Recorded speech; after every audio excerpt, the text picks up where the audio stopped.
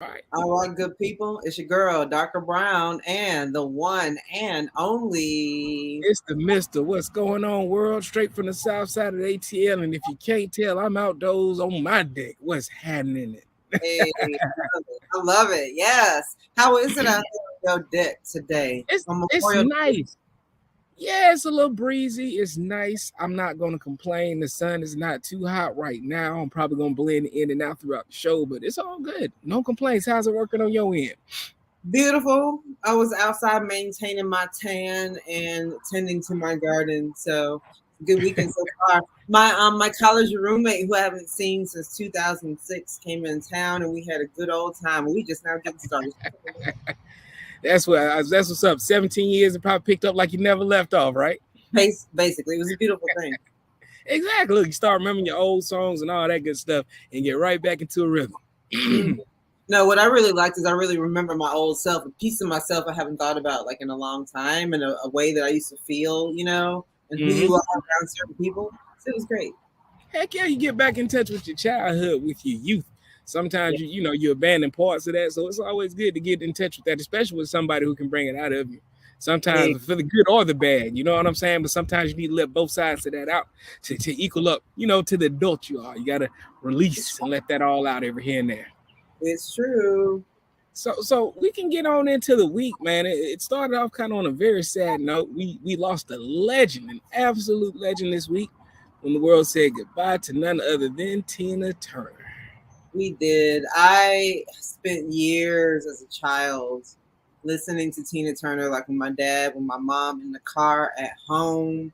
I mean, she's a staple. She's an icon. She's a national treasure and international treasure, and we love her, and Right. we'll miss her.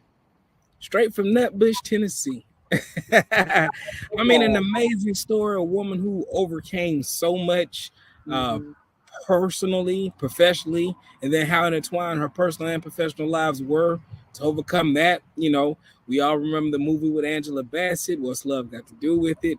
I Right. remember being a kid, like the first time we ever heard who Tina Turner was the song What's Love's Got to Do with It, as opposed to knowing like the history and how successful this artist was. So it was Mm-hmm. great to learn that, be educated about the artist and learn so much more of over the course of her life. I'm glad she was able to get the flowers she deserved while she was here. I'm sure she Yes, lived a very healthy life, I think, in the south of France where she lived at, and RIP to the legend for real. we love you, Tina. Absolutely. Now, on to happier things. Somewhat controversial situation played itself out for the positive as the Little Mermaid made a gigantic splash at the box office. It brought in over $120 million, and MAGA can sit the fuck down. Now, go on, Parker. As No, a sister, I'm sure you got a lot to say about this. yeah, no, I mean, to your point, like it is happy, but it's also like still stained with racism. It's like we can't have anything, and even some fantastical creature is still somehow turned into this racist thing. You got racist memes, and they've manipulated the picture of Ariel, and white people are sick when they're needing to be white. There are those who happen to be white and those that must be white. There's the Right. ones that must be white, the ones that need for things to be right and wrong, good and bad, and to not be able to step outside their boxes. Let me tell you something. Mermaids are African. There's so many things that white folks feel are all theirs because they have been lied to, because there has been propaganda in schools. We've talked about that. Banning Mm. books. That's the reason why they're allowed to get away with this shit for all this time and feel righteous in their anger. This is a beautiful moment. This is a black girl who came from up off the internet. I was just looking at a video of Chloe and Halle the other day, them as little kids singing. And I'm like, these kids came up off the internet, and this black girl sat here and has recast one of the most iconic Disney cartoons of all time and is killing the game. Like, get the fuck out of here. It's a mermaid. It's not fucking real anyway. So I have not seen it yet. I'm super excited about it. I can't wait to see it. I don't know if I'm gonna pay for it, but that's a different. Well, Disney has enough money, right? What about you?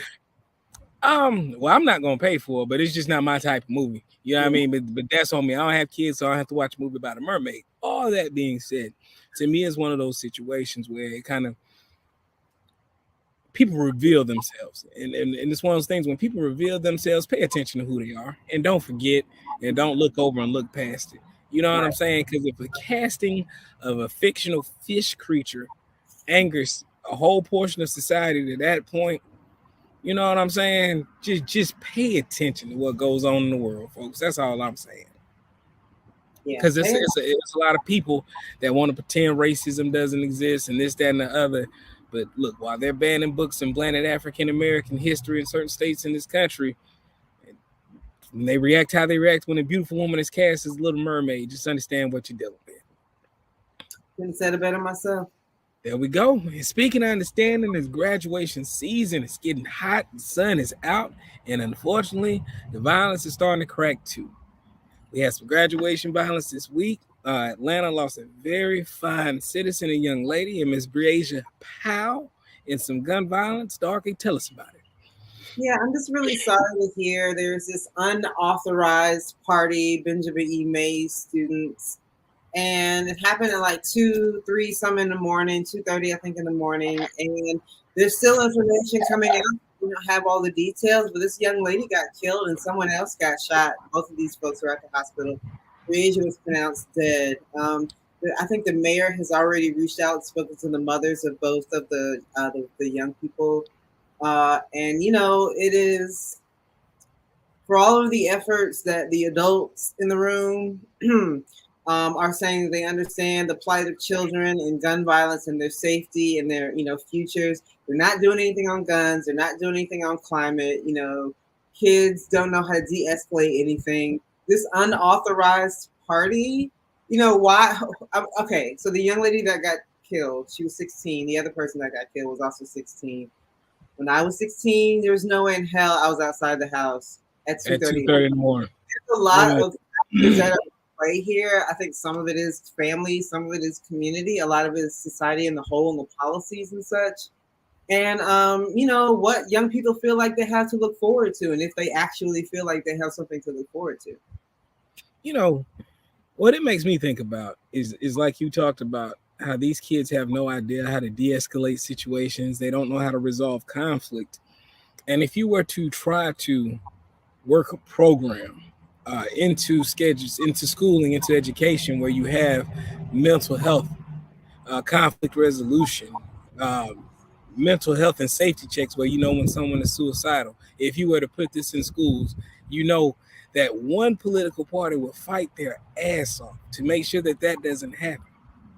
Yes, very true. It's unfortunately we live in a world where we can't help each other because one half of this country is so dead set on just not helping anybody but themselves, because this is theirs, it belongs to them and nobody else, and fuck you for not liking it. Because there's no actual rationale to it otherwise. Mental health will help their kids. Gun resolution will help everybody. Who doesn't want to not go outside and see maniacs with fucking AR-15s and shit in the streets? Who needs that shit? I don't. You don't. Nobody wants to deal with this. Why is it we have one political party that's so dead set on chaos? It's a great question. Yeah. And I'm not really understanding, why is it that white people feel safer with police, even though their communities are under siege too? Like we're all under siege, and clearly the police are not the answer. Right. Like exactly. Like more, and it's like the most simple step you can take is raising the age to gun bias to 21. Right. That's a simple step. Right. Who doesn't see that as an actual step that needs to happen? At 18, you deal with shit a lot different than you do at 21.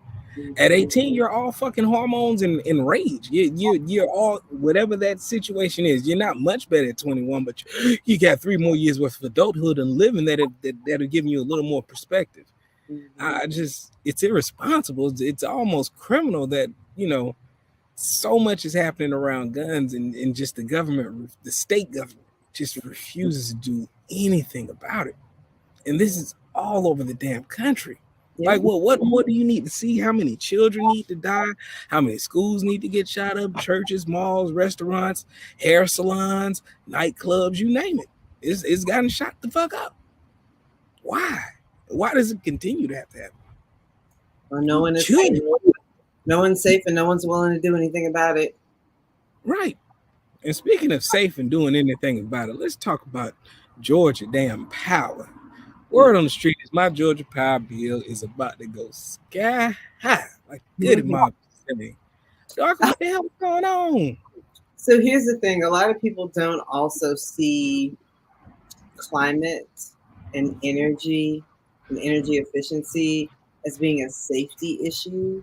When you have really high bills that force you to choose between buying medicine or having air condition or being able to buy food, these are really hard decisions to have to make because of their high energy bills.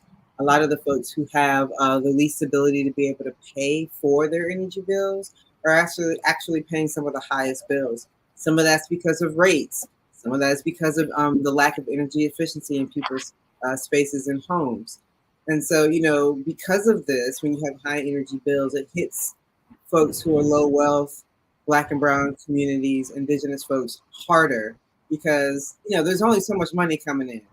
Uh, Mm-hmm. and I will say one of the reasons you hear like low income versus low wealth. Low wealth is actually a little bit more accurate because it's not just that you have a low income; it's that you have for multiple generations that had opportunity to grow, have access to money, access to growing your income, growing your career. So it's more than just you have a low income. It's more than that. It's just more systemic than that, which is why I'm using the word low wealth. And I say all that to say that Georgia Power, which is a subsidiary of Southern Company, so you'll know Georgia Power, Alabama Power, Mississippi Power, are all building dirty energy infrastructure. So that's nuclear power plant Vogtle here in Georgia. You got coal-fired power plants in Alabama, and you got clean coal, which is not a real thing, in Mississippi as well.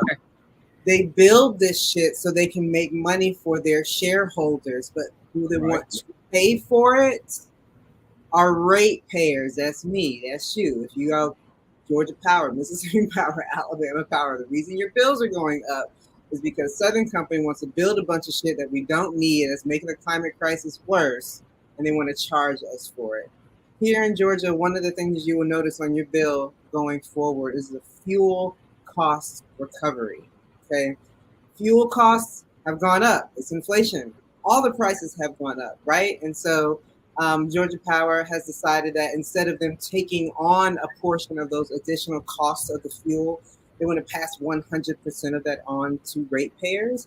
And just so you all know, there are precedent across the country of utilities taking on part of the cost. But Mm-hmm. here, they just don't want to do it. And so your bill is going to go up, and it's summertime. So not only are attitudes going up, your bills are going up because it's hot down here in the South and we need air conditioning. Right. Well, let me say this. That's because damn Georgia Power owns the damn state government. And They it's readily damn apparent. You can't put solar panels on your own house and get money credited to your light bill because Georgia Power doesn't want you to have that. That is Georgia correct. Power is 6 years behind getting these nuclear power plants online. 6 years behind. They're $35 billion over budget. 35 billion with the B over budget, 6 years behind. Guess who pays for all of that? Mm-hmm. You and and not just that, not just how we're going to pay to build it, but we're going to pay a rate hike on top of it once it's built because they're using new technology to damn fuel your house. Ain't that about a bitch? And the thing is that people don't necessarily realize, like, oh, Southern Company, I don't have Southern Company, so it doesn't really affect me, right? Now, Southern Company firstly operates in 25 states, at least 25 states across the country. They are one of the worst national actors Mm-hmm. on climate. And again, they own Georgia Power. Georgia Power is owning part of the construction of nuclear power plant Vogtle. And I'll tell you that nuclear power plant Vogtle, which is 6 years behind, as you mentioned, is so expensive that it needed to have federal loan guarantees. Guess who backs those federal loan guarantees? Of course we did. Every single federal taxpayer in this country is paying for nuclear power plant Vogtle. So you should care too, even if you don't live in Georgia. Ridiculous. And It is. again, you know, again, we have one political party that's so intertwined in business dealings with damn Georgia Power in that state capital. Nothing's ever gonna happen without you flipping that state house almost 100%. And even then, I seriously doubt it would happen because you would have some old money that had been left over that was still getting some Georgia Power money that wouldn't want to change. You know, it's one of those things that they hate socialism and they hate welfare until it is a private company owned by people that don't look like you and I that are on the beneficial end of it. It's all socialism and welfare then, isn't it? It's all communism and everything else. Shit. Now, one of my colleagues said that Southern Company is one of the biggest welfare recipients. Absolutely. They get so many, just all these funds, and they get all these supports and all these subsidies. You know what I'm saying? And all that shit is profit. Yeah, you're not gonna have a single Republican, a politician, period, raise his hand to say anything negative in that direction. And it's been like that since before you and I were even old enough to follow this shit. Yeah, basically. So here we are. That's your friendly neighborhood update on your utility bill rate hike coming to your bill near you this summer. Well, we appreciate it, Dark. We know we can always come to you on some good old environmental justice. While we're raising ceilings, let's go ahead and get the debt ceiling out the way. It appears as though Joe Biden and Kevin McCarthy have finally reached a deal to raise the debt limit, the most ridiculous political exercise that we go through roughly every 2 to 4 years. I don't understand it. It's ignorant.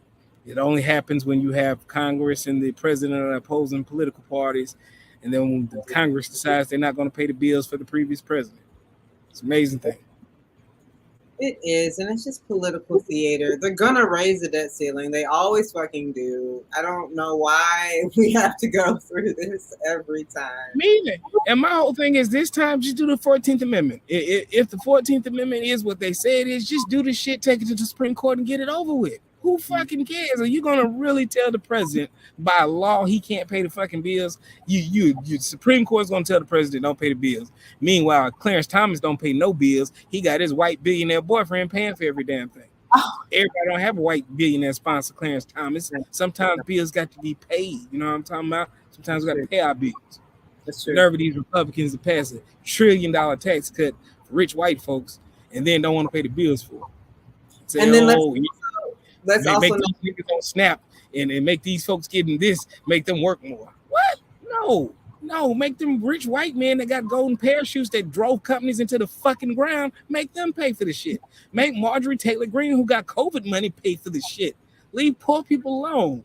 Motherfuckers poor on his mailbox getting $600-700 a month benefits. That's on him. Get a motherfucker like Elon Musk, who I guarantee you ain't paying no taxes, making billions of fucking dollars, throwing money. Fuck out of here. I love how they can't see they're the perfect example of not being able to see the forest for the trees and shit. I'd rather fight and clash with 40,000 people making less than $50,000 a year than deal with these 1,300 billionaires who ain't spending no tax money on shit. Get out of here, man. They see the forest and they know which trees matter most. And none of this even touches our military budget, which is essentially the elephant in the room, because like none of this shit would be an issue. Do you realize like energy, housing, agriculture, education, all of that has a smaller budget combined than the military. Last time I heard, our military budget was like twice the military budget of the next 17 countries combined. No, but we have to be safe. Remember, it's all about safety and security, and we're safer and more secure if we have more guns, more bullets, more tanks that they're going to use on civilians, more nuclear weapons. That's what it is. We have planes that we literally can't fly without doing $1 million worth of maintenance on that plane. I think the stealth fighter, every time it flies, it needs like $1 million of maintenance for every 90 minutes of flight. Don't tell me that. What are we doing? Don't tell me. What are we doing? Amen. Meanwhile, they want to get Auntie Sheriff for getting a fucking welfare check. They want to get Tanya because she got 2 kids and she's in Section 8. They want to bother her. Who gives a shit? Somebody's got to fuel the machine. Somebody's physical body must be in the machine in order for the machine to operate so that Elon Musk can buy Twitter and Richard Branson can go to the moon. Okay. Even though I fuck with Richard Branson, but that's different. Another day. It's all nonsense, dog. But I think we've covered quite a bit of territory. I think it was fantastic. Look, Yeah. you think next week we can get an update on Darker Brown for the good peoples? I'll see if I can come with. All right. Look, that's what I like to hear. In the meantime, dog, got anything for him before we get out of here? Nah, man, go get you some sun, man. Here in Atlanta, it's been the spring that just won't break. But maybe in the next week or so, we can finally get some back-to-back spring days. I'm about to go get mine. Hey, man, let's make it happen, folks. Otherwise, everybody take care of yourself. Peace, love, y'all. We out.